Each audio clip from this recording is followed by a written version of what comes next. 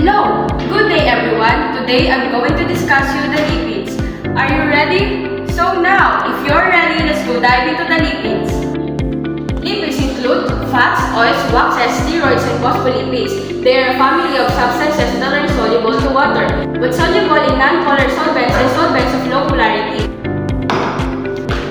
Lipids can be seen in two main roles. First is energy storage, second as membrane components at the cellular level.